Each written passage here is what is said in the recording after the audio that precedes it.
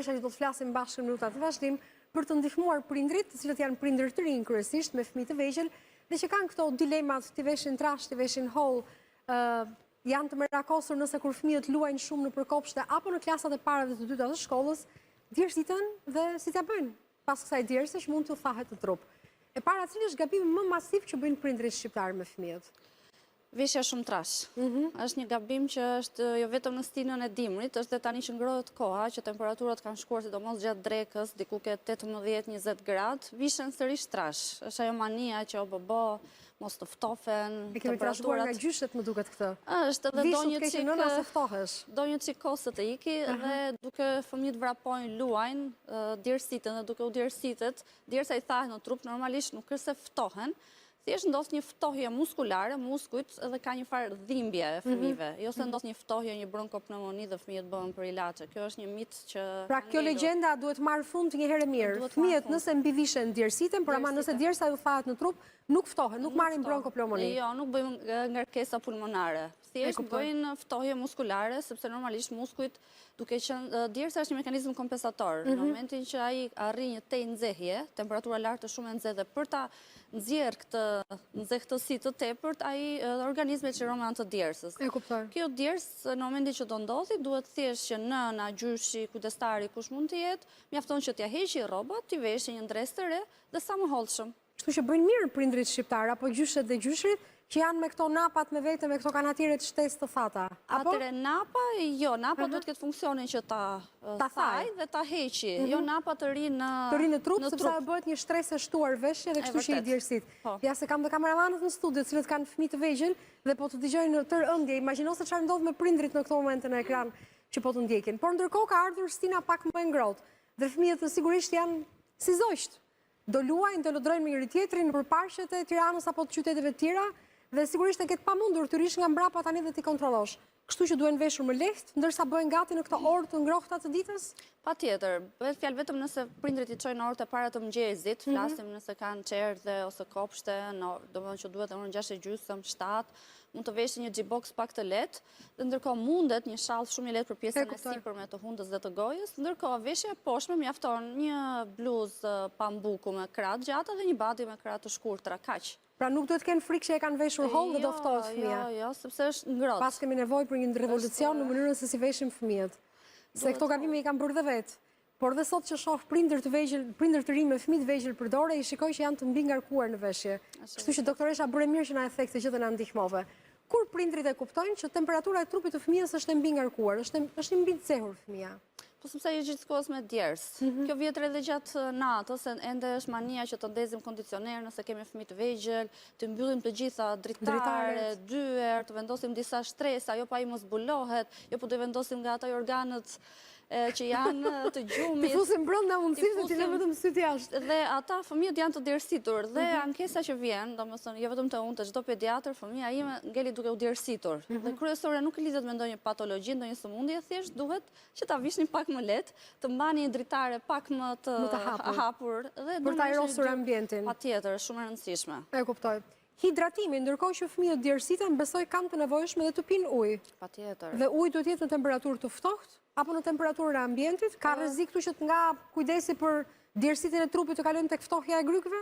Duke pirë ujë të ftohtë? Kjo është legjendë, edhe kjo është një legjendë, nuk na bën grykët. Sa legjenda kemi për rreth, nuk e di. Nuk na bën grykët nëse ne pim ujë të ftohtë, nuk na bën grykët nëse ne ham ullore. Kështu që ujin jepja si ta dojë fëmia, do mjafton temperatura ambienti edhe të freskët, edhe me akull nuk është problem, dhe pse akulli nuk është se rekomandohet shumë për shkak të një patologjie tjetër. Por uji le të jetë. Është patologji e rrezikshme ajo që thatë ju me akullin, sepse nuk e dim se çfarë uji është ngrirë dhe çfarë bakteresh krijohen gjatë kohës së ngrirjes së ujit. Është i rrezikshëm. Kështu që uji i freskët ose uji që mund të jetë te pjesa ku ruajnë vezët, ose uji ambienti, është më së mjaftueshëm dhe nuk na bën grykët. E kuptoj. Domethënë gabimet më të zakonshme që bëkan prindrit, këto që kanë. Mbi veshja, mungesa e kontrollit të vazhdueshëm për shtresat e shumta që kanë veshur në trup dhe fakti që nuk e kuptojnë këtë mbi nxehjen e trupit, e cila sipas jush reflektohet për shkak të djersitjes. Është vërtet. A ka të bëjë gjithashtu edhe fakti që në orë të ndryshme të ditës duhet i veshim fëmijët ndryshe, sepse mbase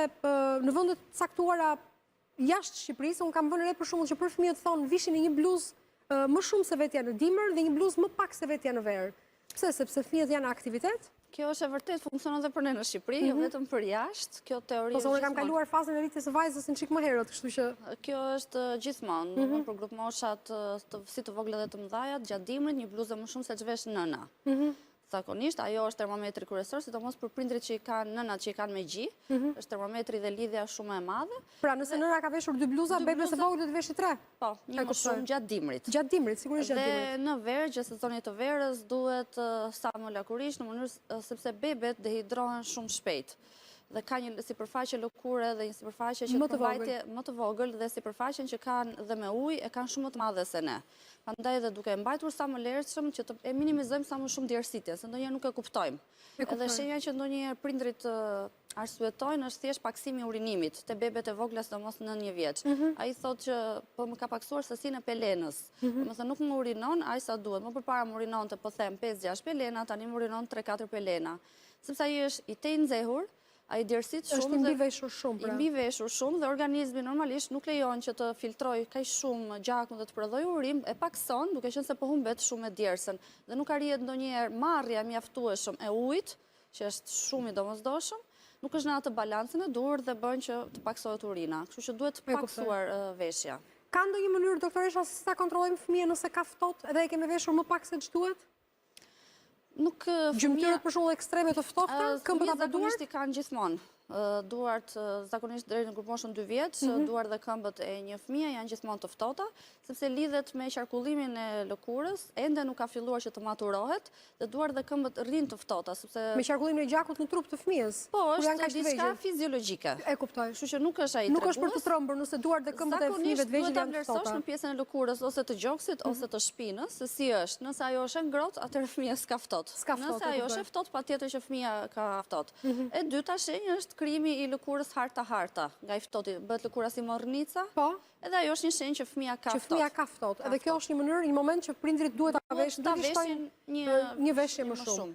Në kopshte, zakonisht është rreziku që janë shumë fëmijë dhe luajnë me njëri tjetrin dhe sigurisht djersiten, dalin jashtë nëpër oborret e kopshteve, por sigurisht edhe në shkolla, në klasat e para apo të dyta, sepse në klasat e treta mendoj që janë pak më të imunizuar ndaj sëmundjeve. Çfarë duhet bëjnë prindrit? E njëjta logjikë është në lidhje me veshjen. Sërish për stinën që jemi aktualisht, mjafton një badi me krah të shkurtra ose thjesht një kanatiere dhe një bluzë pambuku. Dhe normalisht një xhiboks ose një xhup shumë i lehtë, të cilën do ta heqin.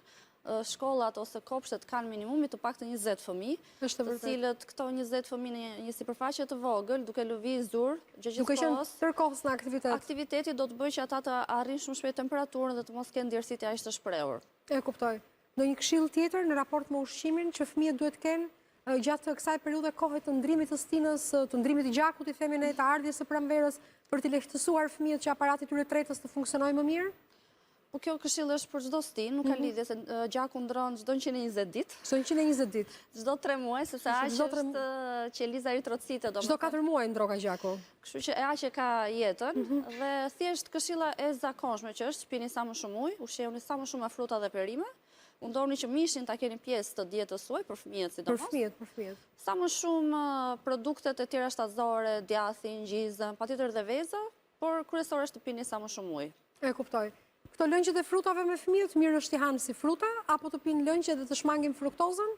Jo, kjo nuk ka të bëjë me fëmijët e vegjël. Të fëmijët e vegjël, mjafton si ta doj fëmia, të fëmijët të cilët janë të vegjël, normalisht ai nuk mund ta hajë dot frutin, kështu që është shumë komode shtrydhje. Të fëmijët që janë më të rritur, ai mund ta hajë të gjithë të plot si tul, kështu që si të doj fëmia, mjafton të jenë bio dhe jo të bëra nga ato lëngjet ambalazhuar të cilat janë gjithë sheqer. E kuptoj. Kjo frika e ftohjes së fëmijëve ekziston vetëm në këtë periudhë që jemi tani që ndron stina dhe po hym në pranverë, apo edhe në dimër duhet ta kemi këtë frikë konstante? Po është një frikë që kanë prindrit tanë.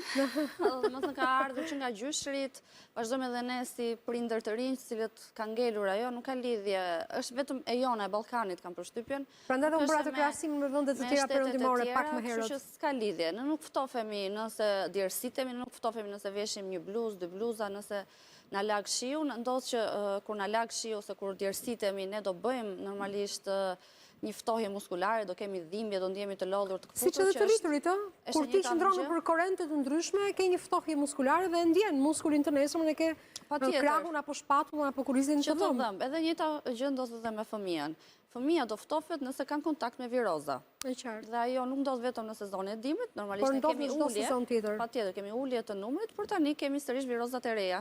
Pra nga viroza mund të shkojmë në ftohje.